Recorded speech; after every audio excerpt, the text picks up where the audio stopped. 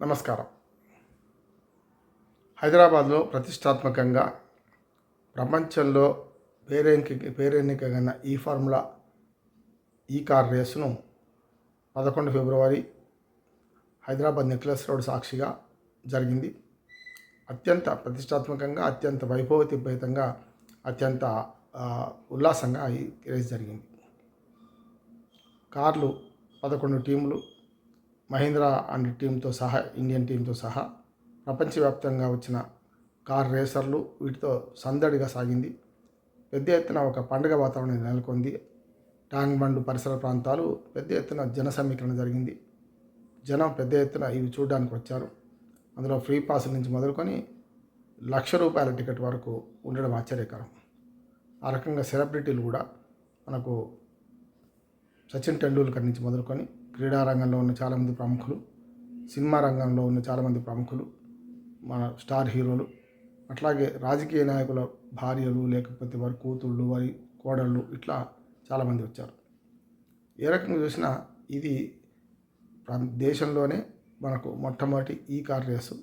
ఇది హైదరాబాద్ నగరంలో జరగడం, అది జనావాసాల మధ్య, ముఖ్యంగా హైదరాబాదు నడిబొడ్డున ట్యాంక్ బండ్ పరిసర ప్రాంతాల్లో నెక్లెస్ రోడ్ మీద ఐమాక్స్, ప్రసాద్ థియేటర్స్ ఆ పక్కన జరగడం, ఇది ఈ రకంగానే ప్రమోట్ చేస్తున్నారు. నగరాల మధ్య జరపడం అనేది ఈ రేసుల ప్రాధాన్యత. ఈ సంవత్సరం 2023లో 16 చోట్ల జరగాల్సి ఉన్నది. ఇప్పటికి ఇది 4వ రేసు. వరుసగా వచ్చే రేసు కైరో మహానగరంలో జరగబోతుంది, కైరో దేశంలో. ఆ రకంగా మొత్తం 16 రేసులు జూన్ కల్లా పూర్తి చేసుకుంటారు. ఏదేమైనా సరే శిలాజ ఇంధనాలు అంటే ముఖ్యంగా పెట్రోల్, డీజిల్ను తీయడం, సహజ వాయువు ఇవన్నీ అయిపోతాయి కనుక వీటి బదులు ఎలక్ట్రిక్ పవర్తోని నడిపే వాహనాలను ప్రమోట్ చేయడానికి, సాంప్రదాయ ఇంధన ఇతర వనరులను సమకూర్చుకోవడానికి ప్రమోటర్గా ఈ ప్రమోషన్ కోసం ఈ రకమైన ఈ రేసులు పెట్టారు. ఈ రేసుల్లో పెద్ద ఎత్తున మరి డబ్బు మార్పిడి జరిగింది, వ్యాపారం జరిగింది. అన్నిటితో పాటు ఆసక్తిగా కొన్ని లక్షల మంది, వేల మంది చూశారు. టీవీలో అయితే కోట్ల మంది చూశారు. ఆ రకంగా భారతదేశ వ్యాప్తంగా మన హైదరాబాద్ నగరానికి ఒక మంచి మణుమకుటంగా నిలిచింది. ఇది హైదరాబాద్ నగరం వ్యాపార అభివృద్ధికి, కన్జ్యూమరిజం పెరగడానికి, వ్యాపార అభివృద్ధిలో కొత్త పెట్టుబడులు రావడానికి, ఇవన్నీ కూడా హైదరాబాద్ నగరం ప్రపంచవ్యాప్తంగా దృష్టిని ఆకర్షించింది. ఇది ఒక రకంగా కార్ రేసులు రైమని జరుగుతుంటే మన ఉభయ తెలుగు రాష్ట్రాల్లో మరి పాదయాత్రల రేసులు కూడా పెద్ద ఎత్తున జరుగుతున్నాయి. మంటలు మండుతున్నాయి.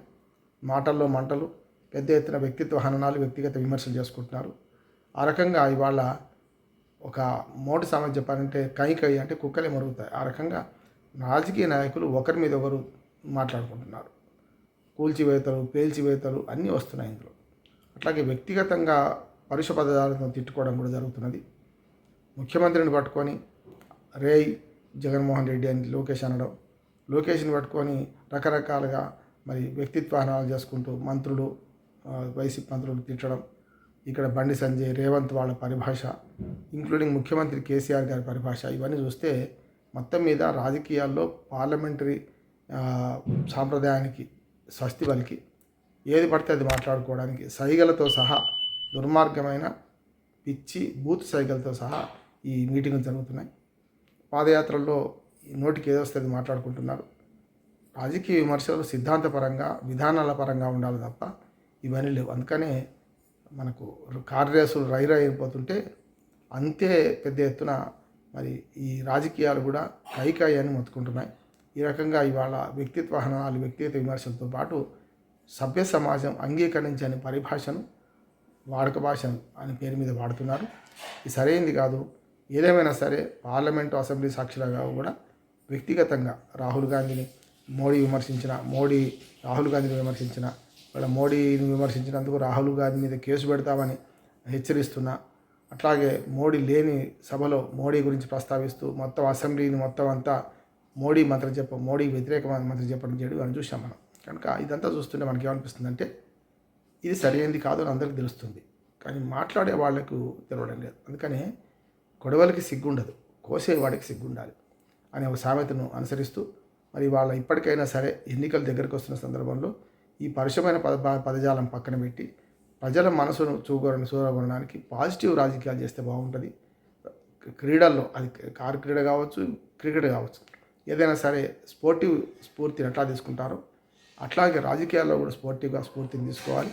గెలుపు ఓటములు ప్రజలు ఆలోచించిన విధంగా ఉంటాయి తప్ప వీళ్ళు ఆలోచించిన విధంగా ఉండే రాజకీయ పార్టీలు ఇప్పటికైనా ప్రజలకు సరైన గౌరవం ఇచ్చి వారు గౌరవంగా బతకడం, వారు గౌరవంగా ఒకరినొకరు విధానాల పరంగా విమర్శించుకుంటే బాగుంటుంది.